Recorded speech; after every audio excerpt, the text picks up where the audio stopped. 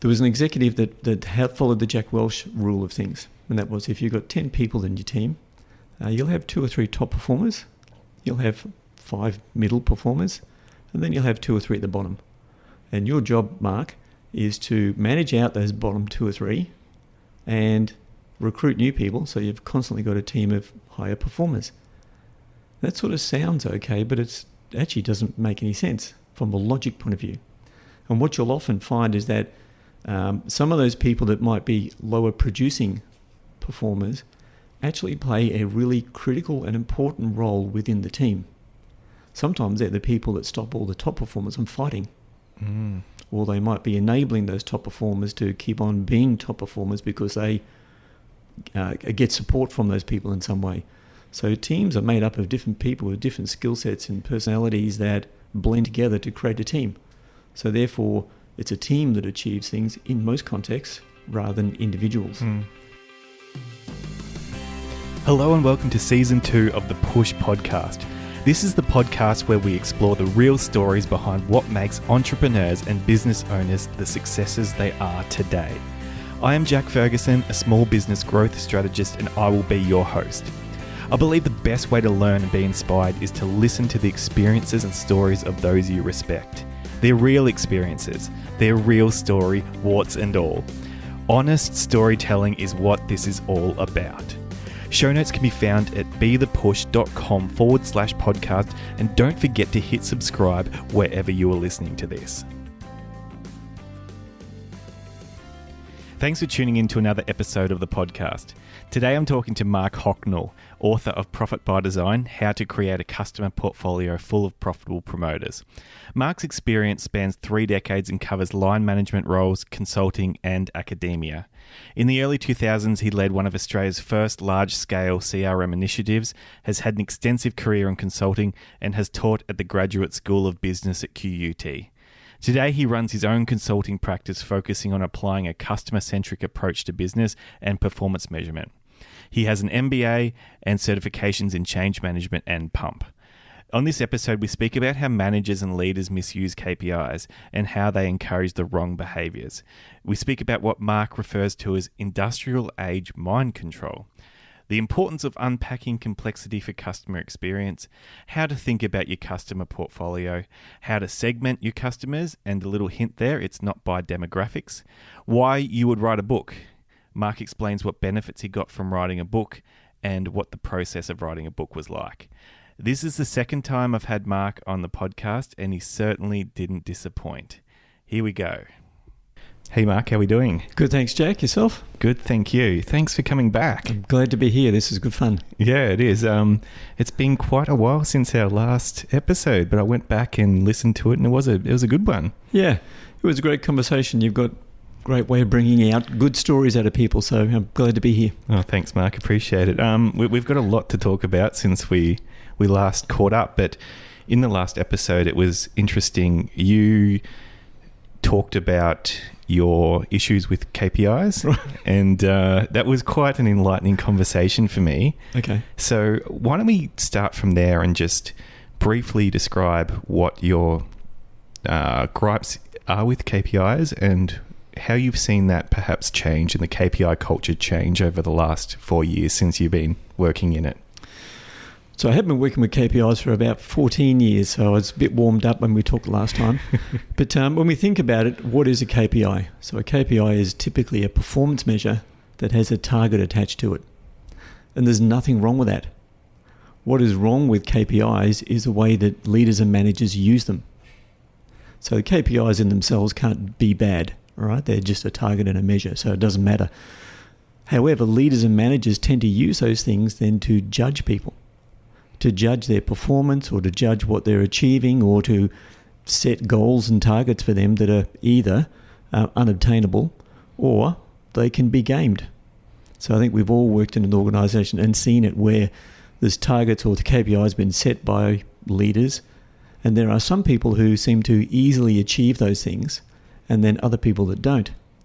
And we know that the goal, or out of the textbooks, it tells us that the idea that leaders and managers have of setting those challenging KPIs or targets is that they get this idea of a stretch performance. People pick themselves up and they're emboldened by these KPIs and they go, yes, I can achieve this. Most people don't. Most of the time they game the system or they game the measures to actually achieve the target. And in that case, what we do is we pollute this whole system that's measurement.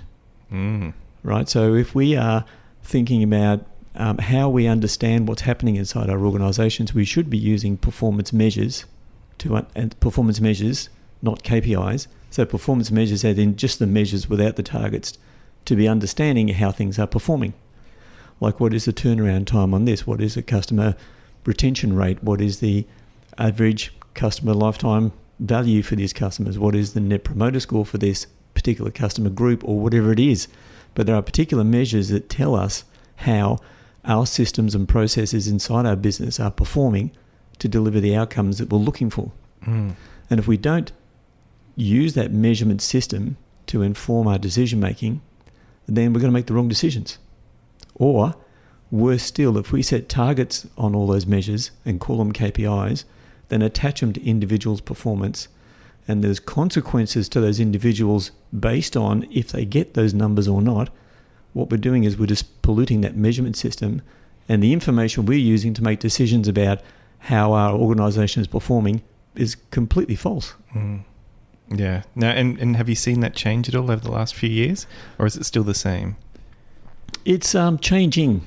Okay. It's changing. Now, there's been, from our last conversation, I sort of followed a bit of... I get curious about these things because in the first part of my career working in corporate, I used KPIs in the same way that it told you to in the textbook because that's what you thought happened. I had managers that taught me how to do that. I went to university and learnt that in the textbook that's what you're supposed to do, even though inside you sort of go, oh, this doesn't seem to work. Or we've got to compensate for the way people, these unintended behaviours that come from setting targets and KPIs on people. So you sort of know it's not quite right, but anyway, you just keep on doing it because there's no other way. And then I learned this performance measurement methodology, which is called PUMP. And since doing that, it's been quite... that methodology moves you away from those sort of behaviours. So the thing is that for the last 100 years or so in business, we've always used the financial plan as the key measurement tool.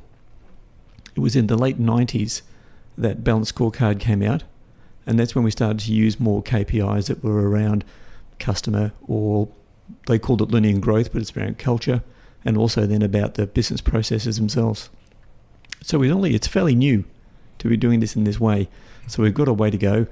There are quite a lot of organisations around the world now that are using the PUMP methodology, and even that language is sort of leaking out then into other organisations that are also recognising that there is better ways to do this, and particularly even in Agile movement and Lean and Six Sigma, they all are using measurement in the way that PUMP uses measurement, to set up a measurement system so you can get continuous improvement and you get learning inside an organisation. Okay. So that's one way. I guess it's more the majority of organisations rather than the early adopters that are still using those traditional ways of doing stuff. And the very first strategic plan, for example, came out in 1923. Okay. And that's where you came up with a plan. You had a financial plan and you worked out what you had to do.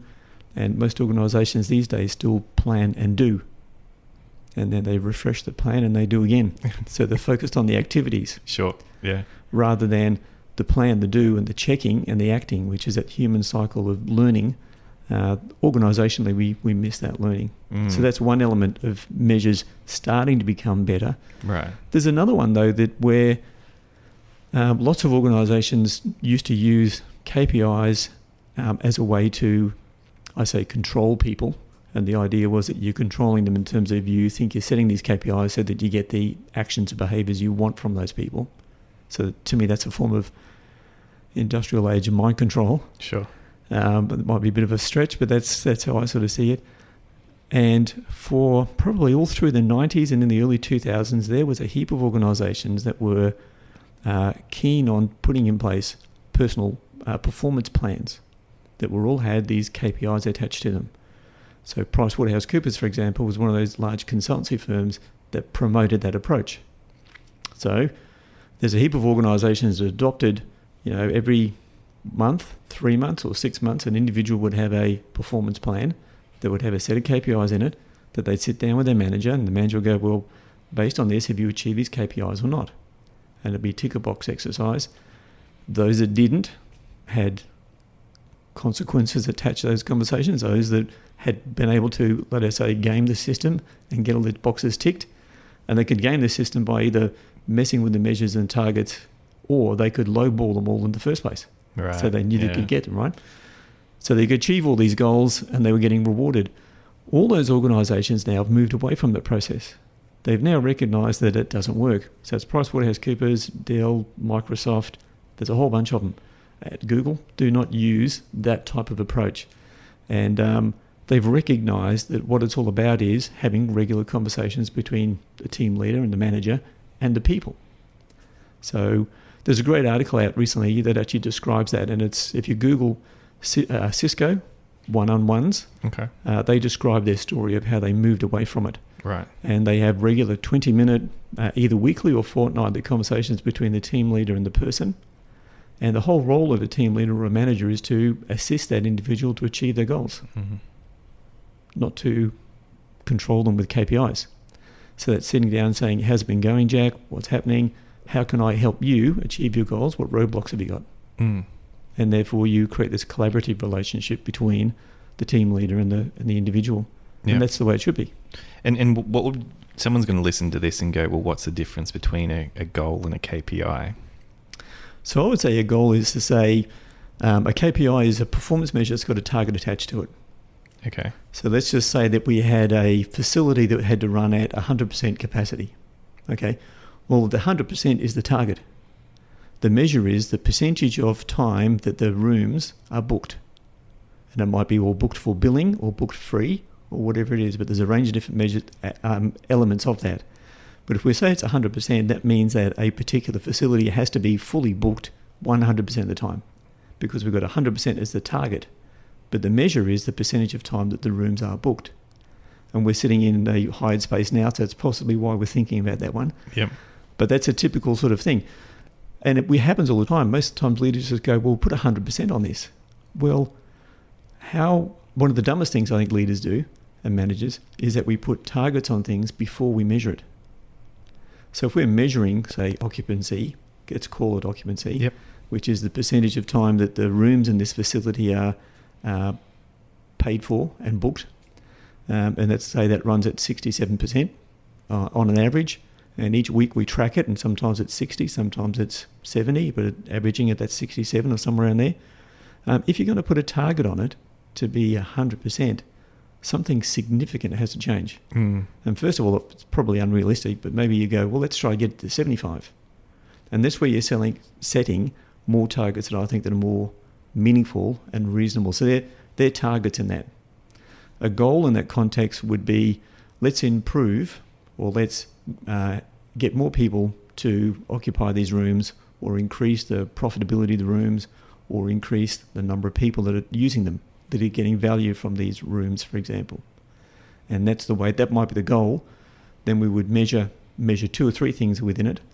So one would be the revenue that comes from the rooms, the other one would be the occupancy rate, the other one would be people in the rooms. It could be a whole range of different things, because there'd be elements to it, because you could increase the occupancy by reducing the fees.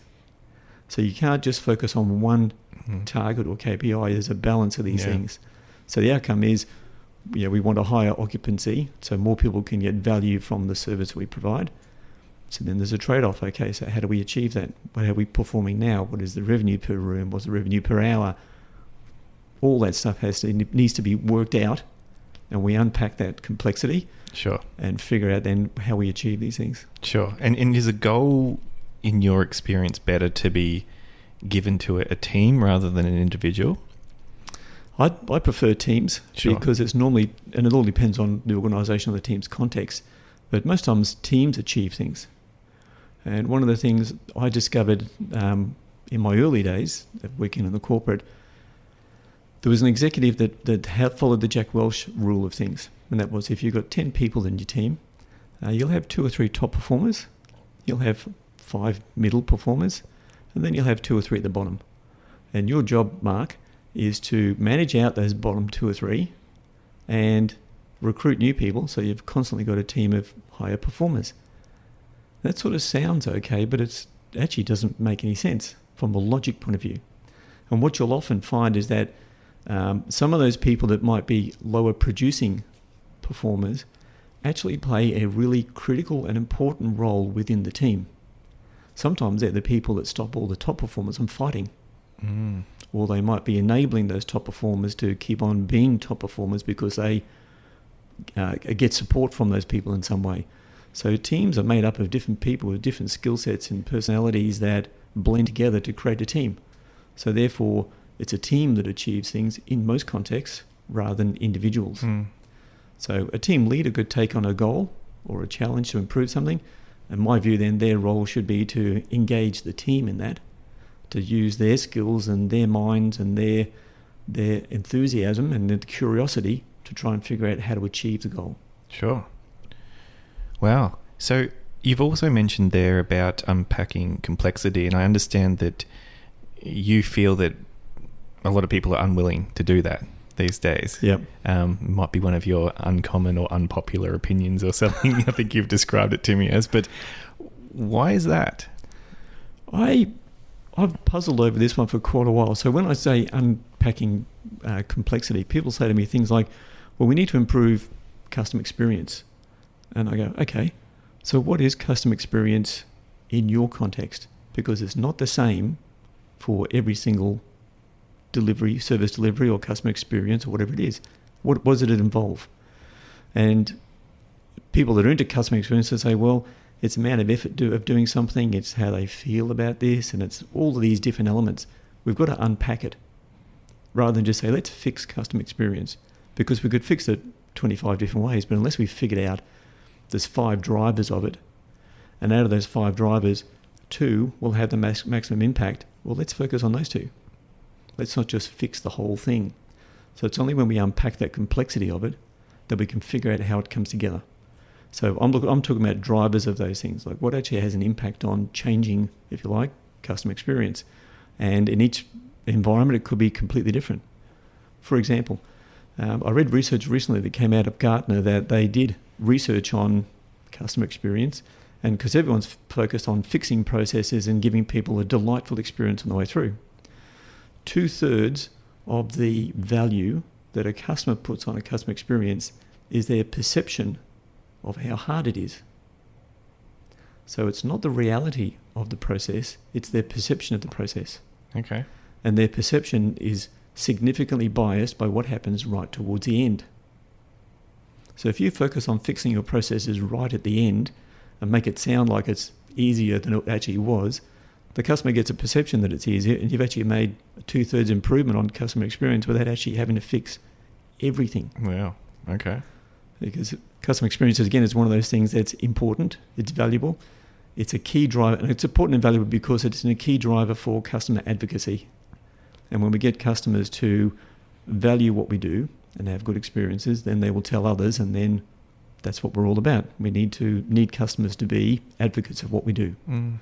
So the more that we can, but so often and recently people are throwing so much effort into fixing experience, whereas we're not actually looking at unpacking the complexity and really understanding what those key drivers are for customers, and we're investing far too much than what we need to, and therefore some organisations are saying, some other leaders in the organisation looking at the customer experience saying, well, you're taking up all of these resources, where's the return on investment? Well, Can't see it. All right. So if someone's listening to this and thinking, well, how would I know what parts of my experience to fix? What are some good questions to ask your customers? So one of the challenges with asking customers questions is that they typically tell you what they think they want you to hear. Okay. But they typically tell you what they think you want to hear. Okay. And there's often not much connection between what customers say they will do and what they actually do. Okay, so having said that up front then, the best thing to do, in my view, is that, again, you unpack the complexity. So, for example, one of the things I use is a customer value map, and that is that we look at customer value and their perception of customer value, because it's only their perception, and their perception is our reality, right? So we've got this customer perception, and it's a trade-off between what they see as being the value and the costs. So the costs are what they pay for it, or the time and effort they put into it, or the effort score, if you like, that fits in there as well. But then the benefits are all the things that come from it.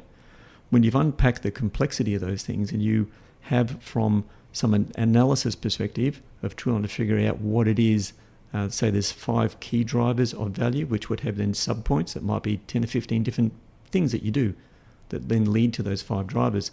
I'd then be asking customers, so in between driver number 1 and driver number 2, what do you think is the most important thing and why? So what you do is you get the customers then to not ask them openly what do they think, but based on these 2 things, which one's more important and why?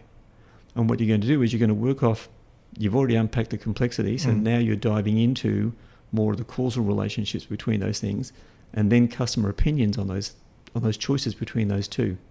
And that changes how customers respond, because they're being far more qualitative in what they're saying, because you're not asking open-ended questions. Right.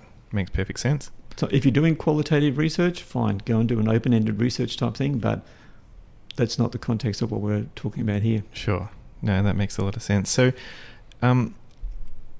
what got you into this type of work and becoming an independent consultant? Were you driven to go out and do this type of work outside of your employment at the time when you decided to go out on your own 5 years ago? Yes, I was. So it probably started, sorry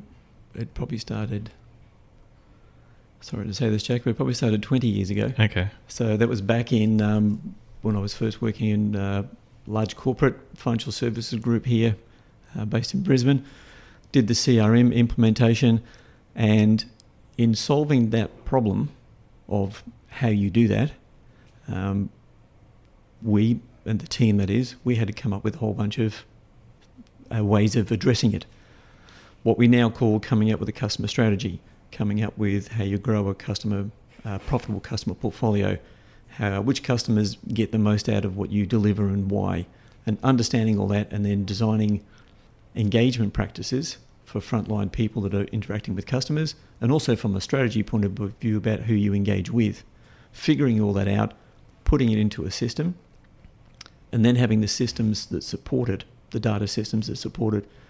So when I left that organisation then in the mid-2000s, I sort of thought everybody knew it. Yeah. And I thought, this is how you do it, that's all right. So I had gone to QUT and done an MBA, and I discovered that not a lot of people actually did know it. And then I thought, well, must just be the universities that don't know it. I started then consulting to some organisations and figured out that for some bizarre reason, no one knew this stuff. Mm-hmm. So I did as much as I could then to try and share my story with people, because to me it was just one of those things that had become almost intuitive after doing it for 3 years and planning it for 3 years and going through the implementation process. Mm-hmm. So I started working with organisations and to consult with them to do that.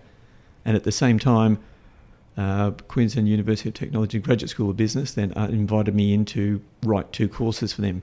One was customer relationship management, and the other one was sales management. Right. So I had to codify then all those things and find research about that I had to back it up, because it couldn't just be what I said. No, fair enough. And do you remember the moment you go like, I'm going to go out on my own? Yeah, thanks for bringing back to your question. That's all right. So I got into consulting, and there was a period of time where I was doing general consulting, and I got into consulting to work with organisations on their customer-centric approach to business, what I call it, like developing a customer strategy and really figuring out where that value is. And also then when I learned the pump methodology in performance measurement, of using that as a key tool for learning in the organisation, and also for building better measurement frameworks and systems. So I got into working in a consulting firm, and I ended up doing a piece of work for a large regional council just outside Brisbane. Enjoyed the job. It started out off rough, but we ended up doing a really excellent piece of work, and an excellent piece of work because the organisation got a lot of value out of the program they put in place. And they were implementing an ERP system, Enterprise Resource Planning System, but ERP, large organisation, massive project, multi-years. And I was working on that for probably the first 12, 14 months, where we were developing the business case and the measurement framework and all that sort of stuff. It was pretty good. Mm-hmm. But I took a little bit of time off because I was travelling up the mountain for a period of time working on that job, and sat back and thought, what have I done in the last 8 or 9 years? Because it had been a bit of a blur. So I went back through and had a look at all of the consulting assignments that I'd done. So I'd worked with something like 70 different organisations and delivered 250 consulting assignments. And I'd been, wow, this is huge. So I went to unpack the complexity of all that work, and I went through and categorised them all. And I had done maybe 20% on the customer side of things, maybe 20% on the performance measurement side of things, and sometimes these things blur. Other times it was writing business cases, it was doing organisational reviews, it was writing a review of this or a review of that, and all sorts of stuff. And it was fully right across, and a lot of change management and that sort of thing in there.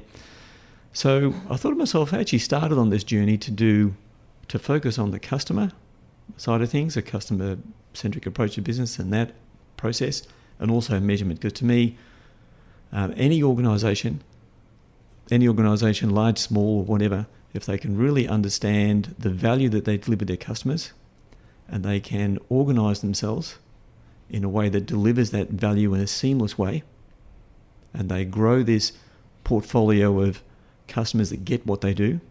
So that's even in a non-profit or a government context. Mm-hmm. A lot of times government, 3 levels of government, even government agencies, they've got a monopoly situation. They think they can't change the way they interact with customers, but in many ways they can, and that reduces their cost of service in many ways, and also reduces the way that customers come back and delivers better value for customers, so they have better perception. So it still can apply to non-profits as well as government agencies, rather than just businesses. Mm-hmm. So the customer side of things, and then also moving more into a more disciplined approach to how we do performance measurement.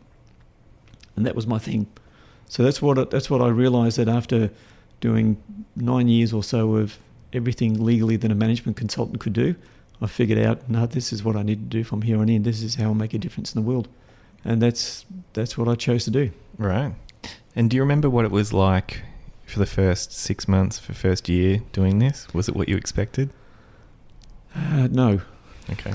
It wasn't what I expected, because I'm typically an optimist. I tend to go, yeah, I should be able to figure this, and you sort of step into it. I had a group of clients that were willing to work with me straight away, so I had stuff lined up. But it was very different.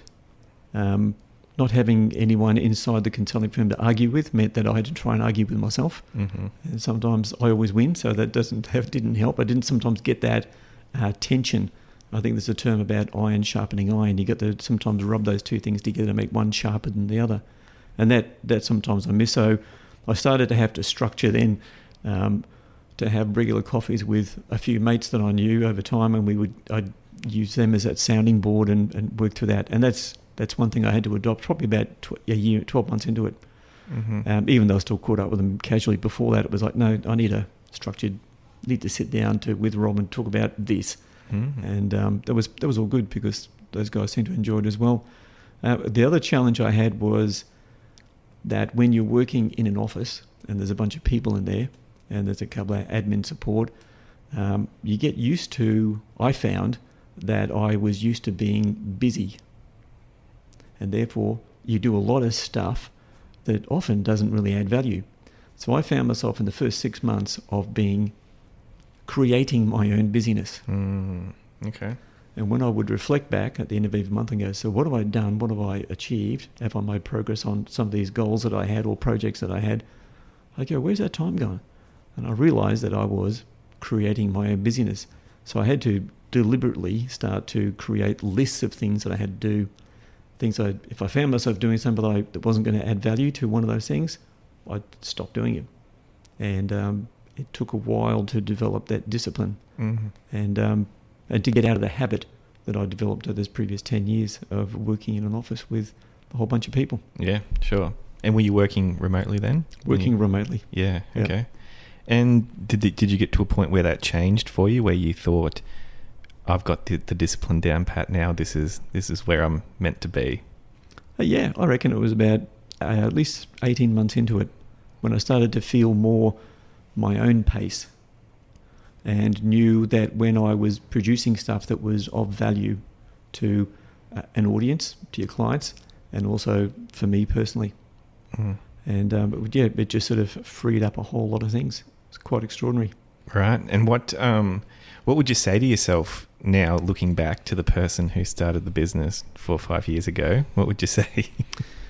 I would say take a bit of time off, first off, and rather than sort of thinking that I'm repeating what I had done before, look at it as a fresh venture that potentially might have been similar activities or similar engagements with clients and customers and such, but see myself as actually doing something very different rather than, hey, I was doing that, so I should just be able to do this on my own. Okay. And just even seeing that differently, I think would have shortened that learning cycle for me. But got there in the end. Yeah, well, it's a business now, though, right? And you're not. It's a business. Yeah, there's the actual servicing the customers, but then there's also the business back end now that you've got to do as well. So I have to. No one's going to do for you. No one's doing it for me, and that's right. So you've set up all those processes, and you have to figure all that stuff out, and run it like a business. Yeah, and it is for sure. And during this journey, I understand you've written a book called Profit by Design. I did. What was the impetus to write a book? The impetus to write the book was people would say to me, so what's this customer stuff you talk about? And I would start to talk to them, such as, think about your business or your organisation as you have all these customers, because businesses exist for customers. If you don't have any customers, you don't have a business. It's sort of pretty straightforward, right? Mm-hmm. However, so think about all your customers as if they were an investment portfolio. And think about it, whether that's real estate or you've got some stocks or shares or whatever it might be. But as you look at that portfolio, different portions of the portfolio will return different rates of investment. Right? Some will underperform at a certain period of time, some will cost you money, some will not. I said it's exactly the same with your customers. All of your customers are collectively in a portfolio, but they're all different. They're all behaving and interacting in different ways, and you can categorize them into groups. And if you focus on those customers that are the ones that get the value you deliver and that are more profitable for you, then you can grow that portion, and therefore you grow the overall value of your portfolio of customers. Mm-hmm. And there are some customers you may want to let go, or you might want to change how you interact with them. But it's choosing to interact with those customers differently rather than all customers. And we tend to speak about the customer, that's in inverted commas in a generic term, and people don't unpack the complexity of it. There are different customer groups. So one of the things that I discovered over those years of developing that approach was we tend to think of customers in terms of the standard demographics. There's a generation here and there's a generation there, then there's high net worth and then there's these ones here. That's not how customers are categorized. Mm. Customers categorize themselves based on what they value, right? The values they have. Mm-hmm. So a lot of the products and services I use are green friendly, or they're green. I try not to. That's just the value that I have, and therefore sure. I might pay more for them. Yep, I do, because that's what I value. Mm-hmm. And there are people who value products that are not based on animal testing, for example. I remember I collaborated for a little while with the marketing manager for a company called Nude by Nature, and they did makeup for people, mm-hmm. and they discovered that they always marketed their products like they were their natural minerals and stuff like that. Then what they did was they went to analyse their customer base. So they had customers that were purchasing well, some that weren't, whatever it was, but they found that there was two distinct groups of customers based on what they valued. One was they were purchasing the products because Nude by Nature was against animal testing. Then they had another group of customers that maybe didn't really care about animals so much, might have thought about themselves more, but they were buying the products because of the natural minerals that were in it. And what they did was they segmented those two groups and started to communicate those two different groups differently. So in other words, the customers that were valued against animal testing, they started to reinforce the connection on a values basis with that group. And then with the minerals-based ones that liked it, they didn't worry about talking to them too much about against animal testing. They focused on the natural minerals element. And their advocacy in both those groups grew by about 20 points. They were running at about 50, and they were got up into the 70s by just getting their messages about their value, what they value, aligned with their customers. Yep. So that's a significant, and that's the way that all customers interact with organisation. There's some sort of connection based on a perception of, I connect with these people for these reasons. So you've got that, but then you've also got then the way that customers behave, and their behaviour is observable. Because if you've got those customers and you can see how they're interacting with you, you can actually observe what they're doing, and you can categorise them in that way. So it cuts across convenient segmentation models that we might use out of the marketing textbook into groups of customers that behave differently because they value what you do differently. Right. And when you talked about jumping from 50 to 70 points, are you talking about like net promoter score here? Net promoter score, yeah. Okay. Which, do you want to just briefly explain that? So Net Promoter Score, the background story to Net Promoter Score was Fred Reichheld. He came out he's always tried to figure out what drives successful businesses. There was a whole customer satisfaction and a customer loyalty revolution that happened in the 90s.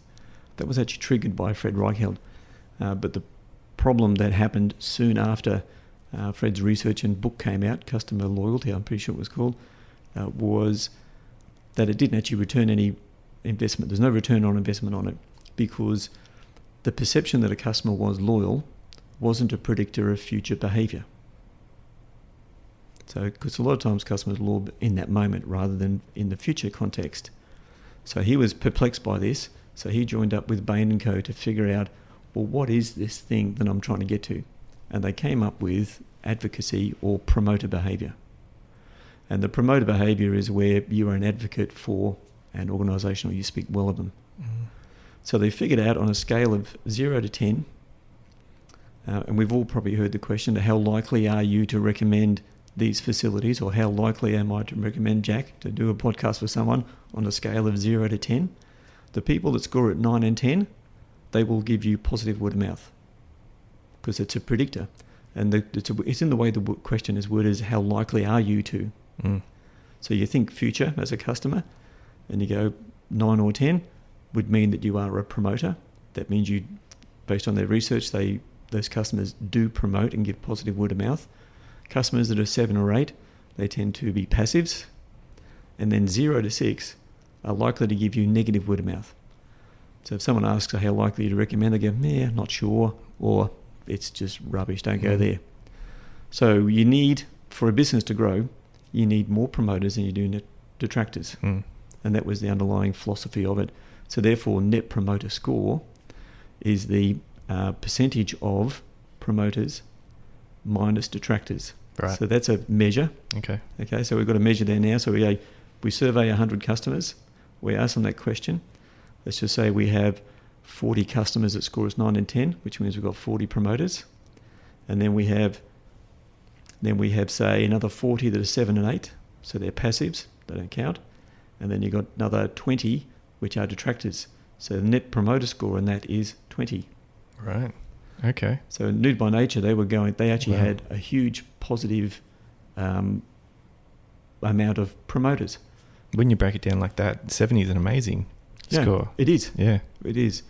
And they do, you can Google, I think it's still Bain & Co. still do annual Net Promoter for like publicly listed companies. Apple's always up there in about the 60s. Right. And if you look at the telcos in Australia, they're typically in the minus numbers. Yeah. Okay, so one of the important things about Net Promoter Score is that Telstra, hypothetically, doesn't need to be Apple. It doesn't need to get a Net Promoter Score of 60. But if Telstra is hypothetically -2, and they would be quite happy with that as long as Optus was -5. Because it's always relative to your customers what alternatives they have. Yep. So if you're always at -2 and everyone else is lower than you probably don't need to do too much. Possibly get into the positives so you reduce your cost of handling complaints. But it's a fundamental of business that's been around since the beginning of commerce. And that is, if you want to be able to do business with and to interact with customers that get the value you deliver, there's got to be a fair exchange of value. The things that you're providing to your customers has to be a fair exchange for what it's costing them, even in terms of a monetary point of view or an effort point of view. And when that value is fair, perceived by the customer, you're going to grow your business because your customers are going to do the marketing for you. Yeah. And in this day and age, it's more important than ever because customers have a voice and the reviews on everything. Mm. So none of us actually believe marketing. Yeah. What we believe is other people. We believe the reviews from strangers rather than we would believe marketing. Yeah.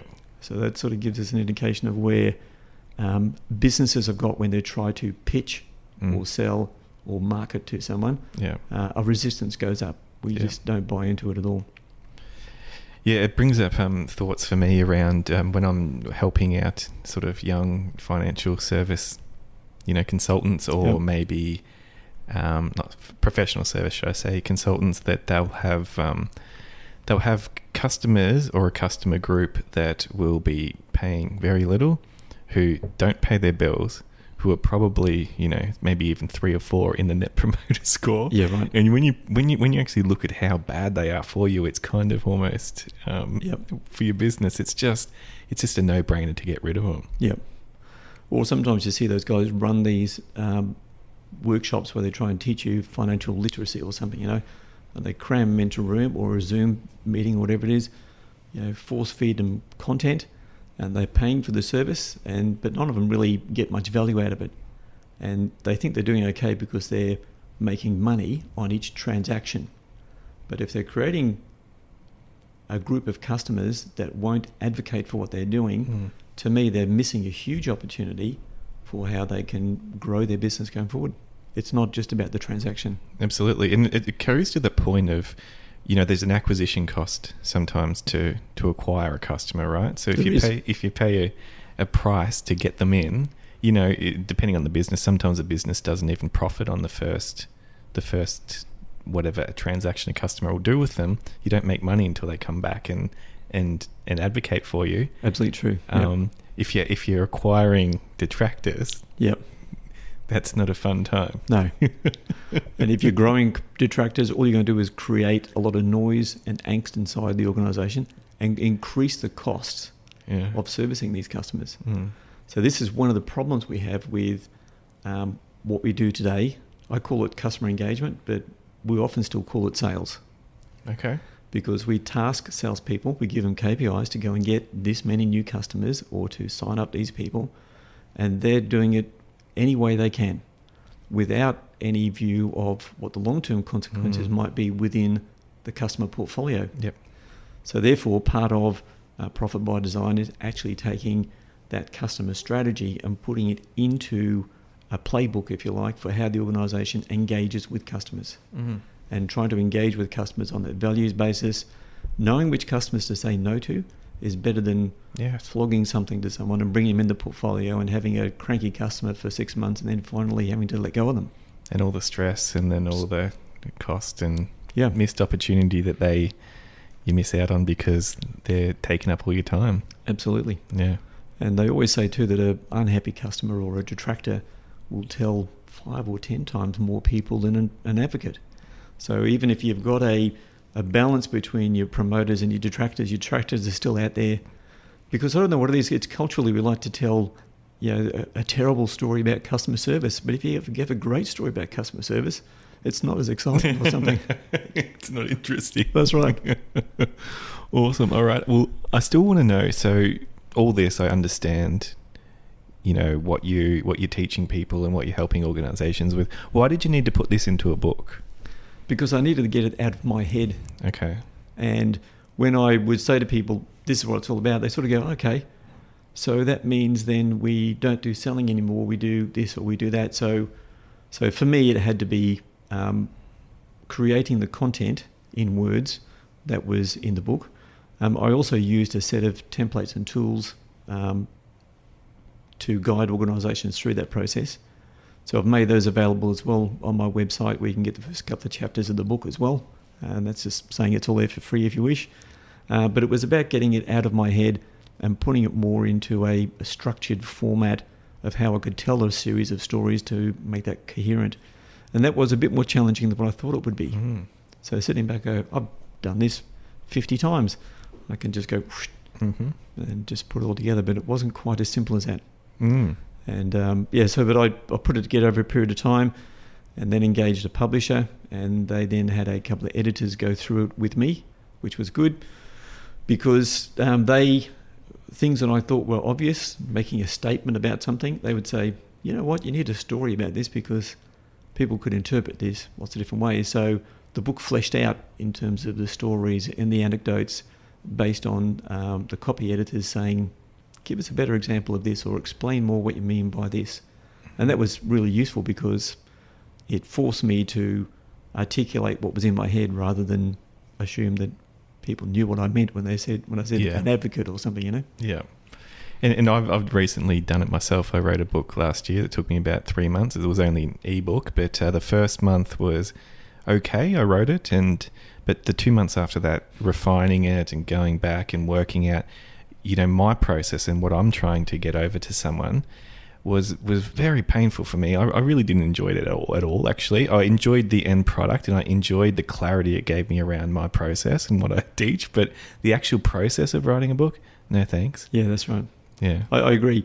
And the process, though, for me was I did the original scaffold for it, and then I wrote content in those blocks and then tried to read it and see how it all came together. Then I massaged it a bit and then handed over to the copy editors who then led me through the process. And they had to drag me through that process. But yeah, it's a lot of effort. And I think this is one of the reasons why lots of people have the idea of writing a book but don't actually write the book. And when you're on the other side of it and you've got it done, as you would have experienced as well, you actually go, that's actually not bad. And it's going through that process has brought a better product or a better output from me than what I had before. Yeah, because did that clarify your thoughts on a lot of things and where things should go in the order? And yeah, absolutely. And also coming up with the anecdotes that make sense. You know, because I always thought people knew what a customer portfolio was. So you have to come up with some anecdotes about what do you mean a customer portfolio? Aren't your customers just people? Yeah. How are they in a portfolio? And you go, well, here's an anecdote about how that works. Makes sense. All right. So what has it done for you? Like, you've released a book. Have you found that that's had some sort of commercial impact or personal impact? Like, what would be, if someone's considering writing a book, well, what's it actually done for you once you've released it? So I released the book immediately before the pandemic. Okay. It was literally 2 weeks beforehand. Well, yeah. So things got a bit distracted after that book release. But I'm still happy I've got it and I use it now. So even earlier this year, there was a client that I wasn't working with at the time, and they said to me, we sort of hear you okay in this customer stuff. Can you tell us more about it? So we met, had a coffee. I gave them a copy of my book. They read the book, and then they went, yep, we need to get you in to talk to our executive and work with the team and start to show us what this process might look like. But it was because they had read the book, they sort of went, okay, we get it now. And I didn't need to talk to them for 5 hours to get them to realise that. They went, no, we can read this and we can see there's a process here and we can see there's a method in all of this stuff. So therefore, let's get him involved and we'll do this. So for me, it does a couple of things. Once it got the stuff out of my head and created something that I can give to people, but then they can read it and understand it themselves. And if they buy into that, that's fine. Then it shortens that engagement cycle for me. But it also then does the other thing that we said is sometimes I've worked with an organisation who said, we want to fix our customer stuff. And I go, fine, let's build a customer strategy and we'll do this first. Then we'll figure out how everything flows on from that in terms of all these other things. But when you get in there, they don't really want to fix their customer stuff. They had an idea that this would just be training some customer service people or something else. And you go, and you find that you're actually a mismatch in what you came to deliver and what they actually wanted. Yeah. Whereas a book removes all that. Yeah, it's a great qualifier. Yeah, that's right. Yeah. Yeah. Now, this is bringing back so many memories now because I remember I wrote mine because there was an education gap between where I wanted people to be when they started working with me. Right. And I wrote the book to try and bridge that gap. Yep.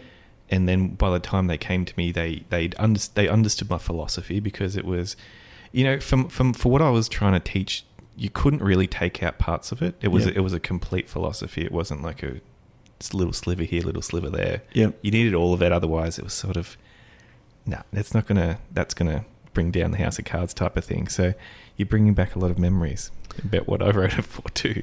And they are great qualifiers, and they are great for people to engage with your thinking and your processes, and to figure out whether they buy into that or they don't. Mm.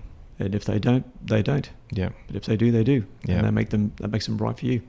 And all your clients now, if they've read the book, they would be perfect clients, right? If they've read the book and say, come in and have a go at working with us, or even if they read part of it.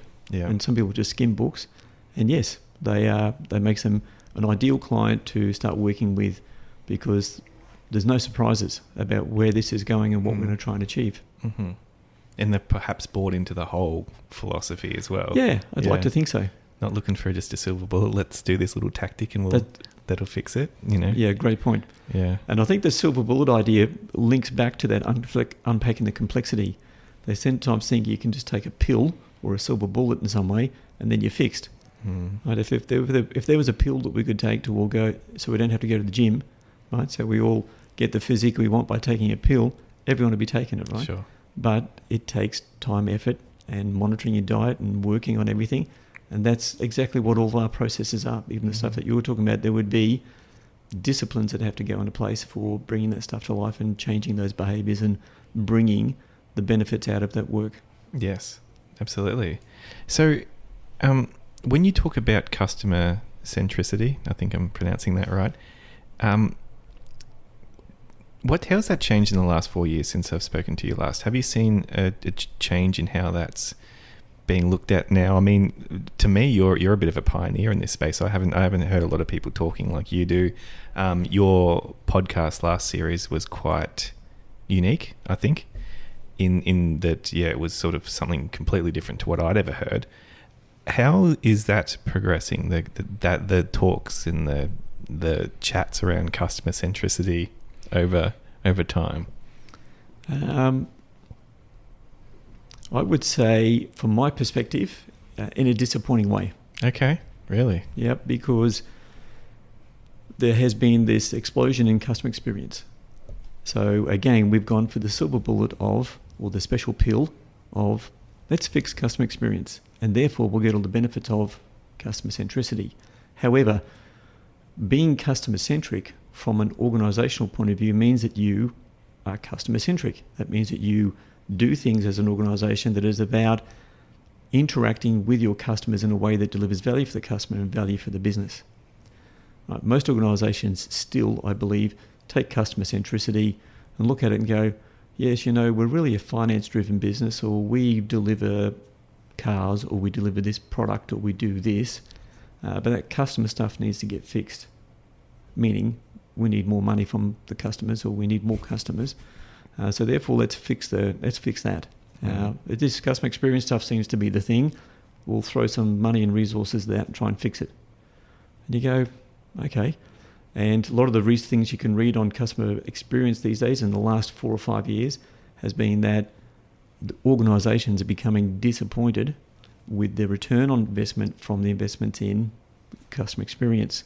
So therefore, the idea of becoming customer-centric in the way that a business looks at what it does has been lost in many respects, because we've put our money into customer experience and not got the return on that.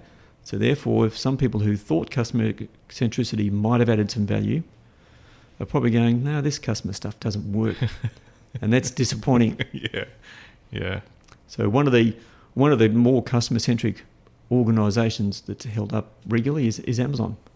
And they talk about customer obsession, where they must build everything for the customer, about the customer experience, for everything. And they use measurement in a beautiful way. They test and trial every single thing. So Amazon Prime, when they first had the idea of it, it wasn't approved. So Bezos and his team went, no one's going to go for this. But they had a philosophy in there of saying, well, let's test and trial these things and see if it is of value to people. They tested it, they trialed it, and they went, wow, who would have thought customers would pay for that and get value from it? And then they expanded it from there. But it was because they were taking that customer-centric approach that they were able to do that and grow the largest business on the planet now from something in the 90s that was set up in a garage. Yeah. In my view, that's because they've become that customer-centric. If you go back, there's an article on my website actually, but when they first bought, what was a grocery chain in the US that they bought a few years ago? Whole Foods, I think. Whole Foods. Yep. They bought that because they wanted to be customer-centric. They looked at the way customers bought things online and through Amazon. Why wouldn't you do that in a grocery shop? And now they're using that in America and they're doing the testing that over there. There was an article recently about the merger between Bank of Queensland and ME Bank. And they said the reason behind this is to be customer-centric.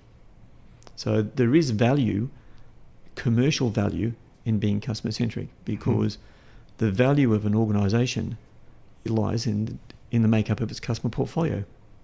If you have a profitable customer portfolio, you have a profitable business. If you have a customer portfolio that is full of promoters, advocates of what you do, you don't even spend any money on advertising or marketing. Apologies to all the marketers out there. No, that's all right. I'm not one anymore, so it's okay. And what about, it makes me think of, and this is some of the work that I do as well these days, is the depth of understanding as well isn't, I mean, I suppose that kind of plays into your unpacking complexity point, but that's what I found a lot, just that depth of understanding around your customer, around your business even, often isn't there. Yeah, most businesses look at, sales has been something on the P&L sheet for years, and it's just a line item. So therefore we want more of that, therefore we have a sales team. Okay, so the sales team needs a marketing team to help them, and we focus on transactions rather than lifetime value of customers. And there's a couple of academics in the US, Peter Fader and Paul McCarty, and they're both out of a couple of universities. Peter Fader's out of the Wharton School of Business. And those guys are focused on what they call customer-based value of corporations, valuations of corporations. So rather looking at stock price and taking shares and saying this is what a company's worth, they've been analysing companies about their customer lifetime value, their customer acquisition, their acquisition costs, and then their retention rates. And they've been valuing customers valuing businesses, I should say, based on their customer portfolio.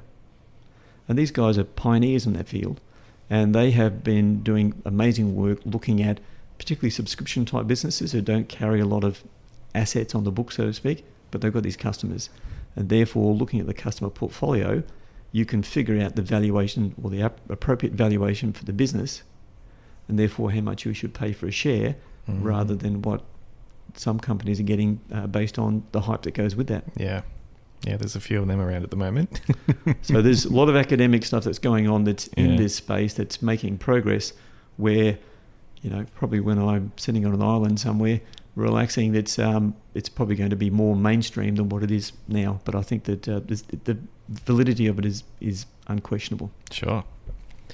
And someone's going to be listening to this, a business owner is going to think, okay, I don't need sales, I don't need marketing, perhaps. What should they do instead? That's what someone's going to think. They're going to say, oh, if I don't need this stuff, what should I do? They should be focusing on their core customers. Who are my customer groups? Who are the customers that get value from what we do? Who are they? And why do they value it? And if you're in tune with that, even if that value changes over time, you're more likely to stay in pace with those customers. So therefore, once you've figured that out, you can then work out how to create a profitable exchange with these customers, because his customers will pay a fair exchange for the value that they get. And when you've got that, you can either decrease the size of your business but increase the profitability of it, or you know how to scale your business because you're focusing on the right customers. You'd still have to reach out to them though, even if you knew who they were? You would have to engage with them. Yeah. And you engage with them on values. Okay. I remember the spaceship superannuation group. Yes, I do, yep. They engaged really well with a whole lot of customers. I think they had like 11,000 subscribed before they launched. So there's a pun, but it wasn't meant to be one. Before they launched, and they did that purely on content and purely on a values proposition to their customer group. The people that, why are superannuation funds investing in mining companies and supermarkets and all that sort of stuff? Let's invest in the stuff that generation was looking for, which was Google and Apple and all of that cool stuff. And they attracted thousands and thousands of customers. Thousands. Mm-hmm. And it wasn't marketing. I wouldn't call it marketing. I would say it's content-based. It's getting you being clear about your message and engaging with people based on value. And when you know what your customers value and they're going to respond to that, they didn't want 200,000 customers. They wanted whatever number they got when they first launched, which was thousands and thousands, which was enough to get them going. Yeah, that was a really, really interesting story, those guys. I had Paul on the Bennett's on the podcast at one stage, I remember, and I remember talking to him and just saying, it seems like you've just made super interesting, or you've made it cool, But he made it right for the audience, for the customers, and recognised that, again, superannuation is one of those challenging, because most people don't care about their super. Most of the challenges that larger super funds have is trying to get their customers be engaged with them, even though they're holding their money. And customers don't see it that way. So that was extraordinary in how they did that. But it was driven by a values-based conversation. And the opportunity we have today that we have more today than what we've had earlier, is that conversation that we can create on social media and with those communities, and to find those people that share those values. Yeah, absolutely. All right. Well, we'll wrap up soon, but what's goals for the future? What's coming up for you, Mark? Well, I am framing up another book. Are you? Oh, right. Going back to the whipping board. Yeah. Going back to the whipping board. But this time around, I am doing a detailed skeleton structure about how it would structure, how it fits. And I'm collating a whole bunch of stories for each one, so that when I get to write each bit, I will be putting that information in there and make it much easier for myself this time round, I think. Yeah. And for me, it's more making a bigger difference in with organisations around this customer centricity, and using profit by design then to get that message out there, and also then using the pump methodology because the two of them go hand in hand. Yeah. For any business today, any organisation, if they can understand their customers and they can also measure what they're doing in terms of the impact and create learning and knowledge inside their organisation, they will be able to thrive. And to me, they're two things that go hand in hand. Awesome. All right. Well, can you give us a little hint about what the new book's going to be about? The working title at the moment is the 9 New Imperatives for Leaders. Okay. In this age of the customer. Okay. Cool. So the customer's taken control. Why are we still doing things the same way as what we were? Right. And the customer is in control these days. Right. Okay. Very cool. And if people wanted to get in touch or wanted to find out more about you, where should they go? So there's my website, which is markhocknell.com. Yep. And on there, there's a blog on there. There's got 50, 60 articles. There's also a page there that's on the book where you can download the templates and the first 2 chapters for free. There's a whole stack of other information on the website. And I'm on LinkedIn. So if you're on LinkedIn, let's connect and start a conversation. Yeah, sounds good. Well, thanks very much for coming in, Mark, and thanks for your support of me over the years. I think that I've learned a lot from you, and you've always been there to support, whether it's my events or you've been on the podcast before. Obviously, thanks for coming back. We've had a lot to do with each other over time, and I appreciate what you've given to me over that time. No, it's my pleasure, Jack, and I've really appreciated what you've created in the push community as well. It's a wonderful, instructional, and just providing great insight into what business is all about. I really appreciate it, Mark. Thank you. Thanks very much for being with me. My pleasure. Thanks, Jack. Awesome.